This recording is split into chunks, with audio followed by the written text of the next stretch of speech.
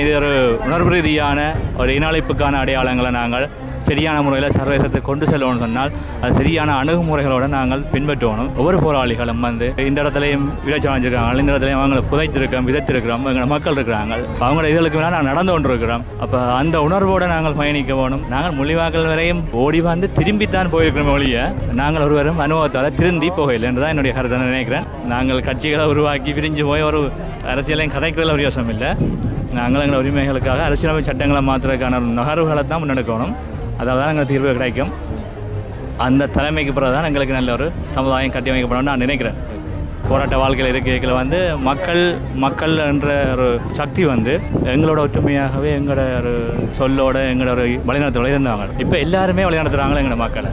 எல்லாரும் தலைவர்கள் என்றால் மக்கள் யாருக்கு பின்னால் போகிறது? எல்லா அமைப்பும் தலைவர்களை வச்சுருக்க வழியே வழிநடத்துகிறார். இப்போ அந்த வழிநடத்தல்கள் எல்லாம் ஒன்று சேர்ந்து ஒரு தலைமைகளை வெறுமன்னு சொன்னால் என்னை பொறுத்த வரைக்கும் நாங்கள் 2009 இருந்த ஒரு நல்ல ஒரு சமூகத்தை கட்டியமைக்கலாம். இப்போ இங்கே நாங்கள் செல்விழுந்து எப்படியெல்லாம் பறந்ததோ கையல்கள் தலையல்கள் எல்லாம் இப்போ வாழோட வட்டி துறைக்கிறாங்க. இதில் நாங்கள் எங்களோட சந்ததி எங்களோட ரத்தம் தான் எங்களோட உடன்பிறப்புகள்லாம் இரண்டு இப்படி மாறினது. இந்த மாற்றத்துக்கான காரணம் என்ன? நாங்களே எங்களுக்கான சகல அழிவுகளுக்கான வழிகளையும் திறந்து விட்டுட்டு அதுக்காக நாங்களே குரல் கொடுத்து கொண்டிருக்கிறோம். தூண்டி விடுறதும் அதுக்காக நாங்கள் கண்ணீர் விடுறதுமா நாங்கள் எடுத்துக்கிறோம். இப்போ நாங்கள் எங்களுக்குள்ள ஒரு சின்ன ஒரு நல்ல ஒரு தீர்மானத்தை எடுத்து ஒற்றுமையானால் தான் எங்கள் சமூகத்தில் உள்ள பிரச்சனைகளை நான் நினைக்கிறேன் பெருமளவில் குறைக்கலாம்னு நினைக்கிறேன். இல்லாமல் செய்யலாட்டிலும் குறைச்சால் எங்களை பின்னுக்குள்ள சந்ததிகள் காப்பாற்றப்படும்.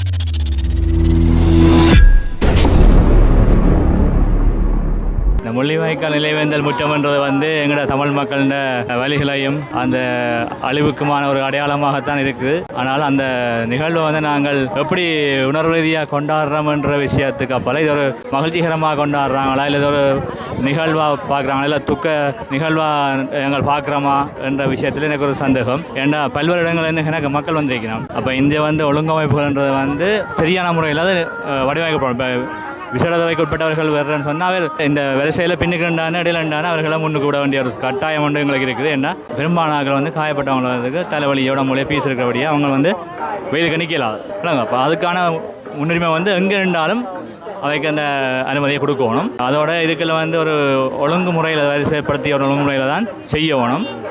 என்ன பல இடங்கள் வர சிறுவர் வீரர்கள், முதியவர்கள் இனம், தாய்மார்கள். அப்போ இந்த உணர்வு நிலைகள் மாவீரத்தினம்ன்ற உணர்வு நிலையம் என்னை பொறுத்த வரைக்கும் நாங்கள் விடுதலை புலிகள் இருந்த காலப்பகுதியில் ஒரு எழுச்சியான நிகழ்வாக அது எங்களோட மண்ணுக்காக போராடின எங்களோட சகோதரர்களை நினைவு கூறுற ஒரு எழுச்சி நிகழ்வாக இருந்தது. இப்போ அதுவும் இப்போ ஒரு படம் காட்டுற வேலையாக போகுதுன்ற இந்த கருத்து. ஏன்னா நான் அதில் போயிட்டு பார்த்த இடத்துல நான் அதில் உணர்ந்து கொள்ளேன். எல்லாருமே இப்போ அங்கே போனாலும் கண்டிப்பாக அழுக வரும். அங்கே தொலைபேசி வச்சு படம் எடுக்கிற எல்லாம். ஏன்னா என்ன பொறுத்த வரைக்கும் அது எனக்கு ஒத்து வராத விஷயம். நாங்கள் உணர்வு ரீதியாக பார்க்க உணர்வு ரீதியாக இருக்கணும். அதோட இந்த நினைவேந்தல்களில் எவ்வளோ தூரத்துக்கு நாங்கள் எங்களோட பிரச்சனையை தொடர்ந்து சொல்ல போகிறோம். இது இப்படியோ அழிவு நடந்தது. இந்த இடத்துல இந்த அழிவுக்கான அடையாளம் இருக்குது. அது சர்வதேசம்லாம் தெரியும். எங்களோட தமிழ் அரசியல் தலைமைகள் இதுக்கு என்ன தீர்வு எங்களுக்கு தரப்போகுது எனக்கு அது தெரியலை. இப்போ ஒரு உதாரணம்னு சொன்னால் நாங்கள் தென்னிலங்கையிலேருந்து பேருந்தில் இங்கே வடக்குக்கு விரைக்கல அங்கேருந்து வர பேருந்தில் முழுக்க சிங்கள பாட்டு ஒலிக்கும் வடக்கு வரும். ஆனால் வடக்குலேருந்து போய்க்கலாம் மதவாச்சி சார்ந்தோன்னா டக்காண்டு சிங்கள பாட்டை மாற்றிடுவாங்க. இந்த சூழ்நிலைகள் மாறாத வரைக்கும் நாங்கள் இந்த நினைவேந்தர்கள் இருந்து எப்படி நாங்கள் எங்களுக்கான உரிமையை பெற்றுக்கொள்கிறோம். அந்த உரிமையை பெற்றுக்கொள்றதுக்காக நாங்கள் அணுகுமுறை வழிமுறைகள் எவ்வளோத்துக்கு சாத்தியப்படுது இப்படி நாங்கள் நினைக்கிறதால நாங்கள் எங்களுக்குள்ள இங்கே அடிபடுறோம். நாங்கள் மொழிவாக்கள் வரையும் ஓடி திரும்பித்தான் போயிருக்கிறோம் ஒழிய நாங்கள் ஒருவரும் அனுபவத்தால் திருந்தி போகலை தான் என்னுடைய கருத்தை நினைக்கிறேன். எனவே இது ஒரு உணர்வு ரீதியான ஒரு இனஅழிப்புக்கான அடையாளங்களை நாங்கள் சரியான முறையில் சர்வதேசத்தை கொண்டு செல்லணும்னு சொன்னால் அது சரியான அணுகுமுறைகளோடு நாங்கள் பின்பற்றணும். ஒவ்வொரு போராளிகளும் இந்த இடத்துலையும் விளைச்சாஞ்சிருக்காங்க, இந்த இடத்துலையும் அவங்களை புதைச்சிருக்கோம், விதைச்சிருக்கிறோம், எங்கள் மக்கள் இருக்கிறாங்க, அவங்களோட இதுகளுக்கு வேணால் நாங்கள் நடந்து கொண்டிருக்கிறோம். அப்போ அந்த உணர்வோடு நாங்கள் பயணிக்க வேணும். தூய்மில்லங்களை வருஷப்படுத்தி அதை அங்கே ஒழுங்குபடுத்தப்பட்டு விதைக்கப்பட்டிருக்கு. இந்த இடத்துல அப்படி இல்லை. அப்போ அதுக்கேற்ற மாதிரி என்னோட ஒழுங்குபடுத்தல நாங்கள் இருக்கணும்ன்றது என்னுடைய தாழ்மையான ஒன்று. ஒழுங்குபடுத்தவர்கள், மத தலைவர்கள், இந்த சமூக மட்ட அமைப்புகள் கருத்தில் கொள்ளணும். எனவே இந்த முள்ளிவாய்க்கால் என்ற விஷயத்தை எங்களோட சந்ததிக்கு நாங்கள் கடத்த வேணும். அதுக்கு நாங்கள் ஒரு ஆடம்பரமாக ஒரு மகிழ்ச்சிகரமான நிகழ்வு மாதிரி இது போகிற மாதிரி எனக்கு தெரியும் உணர்ந்து கொள்கிறேன் நான். சரிபொழிவு எனக்கு தெரியாது என்ற கருத்து. 2009 யுத்தம் நிறைவு வருவதற்கு முதல் நான் 5 மாதம் 16ஆம் தேதி தான் என்னை சுற்றி வளைப்பில் அமைக்கிறாங்க கைது செய்தவை. அதுக்கு முதல் 3 மாதம் இப்போ எனக்கு கண்டறியாக போச்சுது. அதுக்கு முதல் வந்து நாங்கள் பணியில் இருக்கையில் போராட்ட வாழ்க்கையில் இருக்கையில் வந்து மக்கள் என்ற ஒரு சக்தி வந்து எங்களோட ஒற்றுமையாகவே எங்களோட ஒரு சொல்லோட எங்களோட ஒரு வழிநடத்தோடு இருந்தாங்க. இப்போ எல்லாருமே வழிநடத்துகிறாங்க எங்களோட மக்களை. எல்லாரும் தலைவர்கள் என்றால் மக்கள் யாருக்கு பின்னால் போகிறது? வாழ்வட்டுக்கு ஒரு தலைவர் இருக்கிறான், ஒவ்வொரு இதுக்கு ஒரு தலைவர் இருக்கிறான், ஒவ்வொரு அமைப்புக்கும் ஒரு தலைவர். இப்போ எல்லா அமைப்பும் தலைவர்களை வச்சிருக்கவளையே வழிநடத்துகிறார். இப்போ அந்த வழிநடத்தல்கள் எல்லாம் ஒன்று சேர்ந்து ஒரு தலைமைகளை வெறுமன்னு சொன்னால் என்னை பொறுத்த வரைக்கும் நாங்கள் 2009 இருந்த ஒரு நல்ல ஒரு சமூகத்தை கட்டியமைக்கலாம். ஏன்னா இப்போ பாருங்க எல்லாரும் இப்போ இங்கே நாங்கள் செல்விழுந்து எப்படியெல்லாம் பறந்ததோ கையல்கள் தலையல்கள் எல்லாம் இப்போ வாழோட வட்டி துளைக்கிறாங்க, வாழை கொண்டாந்து வெட்டுறாங்க. இதில் நாங்கள் எங்களோட சந்ததி எங்களோட ரத்தம் தான் எங்களோட உடன்பிறப்புகள்லாம் இரண்டு இப்படி மாறினது. இந்த மாற்றத்துக்கான காரணம் என்ன? நாங்களே எங்களுக்கான சகல அழிவுகளுக்கான வழிகளையும் திறந்து விட்டுட்டு அதுக்காக நாங்களே குரல் கொடுத்து கொண்டிருக்கிறோம். தூண்டி விடுறதும் அதுக்காக நாங்கள் கண்ணீர் விடுறதுமா நாங்கள் எடுத்துக்கிறோம். இப்போ நாங்களுக்குள்ள ஒரு சின்ன ஒரு நல்ல ஒரு தீர்மானத்தை எடுத்து ஒற்றுமையானால் தான் சமூகத்தில் உள்ள பிரச்சனைகளை வந்து நான் நினைக்கிறேன் பெருமளவில் குறைக்கலாம்னு நினைக்கிறேன். இல்லாமல் செய்யலாட்டிலும் குறைச்சால் எங்களோட பின்னுக்குள்ள சந்ததிகள் வந்து காப்பாற்றப்படும். போதை வசதி பிரச்சனைகள் எல்லாம் வந்து எங்களிடத்தில் விடுதலை புலிகள் கேட்க இல்லை. ஆனால் இப்போ வந்து அது வலிவாக இருக்குது, எங்கேயும் இருக்கலாம், அதை கண்டுபிடிக்கலாம் கிடக்கு. நீங்கள் பிடிக்கிறீங்கள், பேருந்து பெறுதன்றீங்கள், பேருந்து எப்படி அது கடலில் பாதுகாப்பு இருக்குது, தரையில் பாதுகாப்பு இருக்குது, எப்படி வருது? இதெல்லாம் நாங்கள் என்னென்று நிறுத்த போகிறோம். இப்போ இதுக்கான சரியான தலைமைகளை நாங்கள் தேர்ந்தெடுக்கணும். இப்போ எங்களோட வாழ்க்கையில் வந்து விடுதலை புலிகளோட காலம், அதாவது அண்ணன் வழிநடத்தைகளை எப்படி இருந்தோமோ அதோட வேறு மாதிரியான ஒரு சந்தோஷம். அண்ணன் வழிநடத்தலுக்கு இல்லை நாங்கள் கட்டுப்பட்டோம். எனக்கும் ஒரு சண்டை தான், மற்றவனுக்கு ஒரு சண்டை, மற்ற போராளிக்கும் ஒரு சண்டை தான், ஒரே ஒரு துப்பாக்கி சண்டை தான். இப்போ அந்த இதுக்கு அந்த நிலப்பாடை இப்போ வேணும்னு நான் சொல்லலை. தண்டனைகளை வந்து நாங்கள் வலுப்படுத்தினால் குற்றங்கள் குறையும் என்று நினைக்கிறேன். அப்படி ஒரு சூழ்நிலையை வந்து அரசியலமைப்பு சட்டத்தில் மாற்றணும். நாங்கள் கட்சிகளை உருவாக்கி பிரிஞ்சு போய் ஒரு அரசியலையும் கதைக்கிறதுல ஒரு யோசனை இல்லை. நாங்கள் எங்கள் உரிமைகளுக்காக அரசியலமைப்பு சட்டங்களை மாற்றுறதுக்கான நகர்வுகளை தான் முன்னெடுக்கணும். அதால் தான் எங்களுக்கு தீர்வு கிடைக்கும். அந்த தலைமைக்கு பிறகு தான் எங்களுக்கு நல்ல ஒரு சமுதாயம் கட்டியமைக்கப்படணும்னு நான் நினைக்கிறேன். என்னுடைய நிலைமை வந்து 3 மாதம் 30 சரியாக 6:45 மணி இருக்கும்.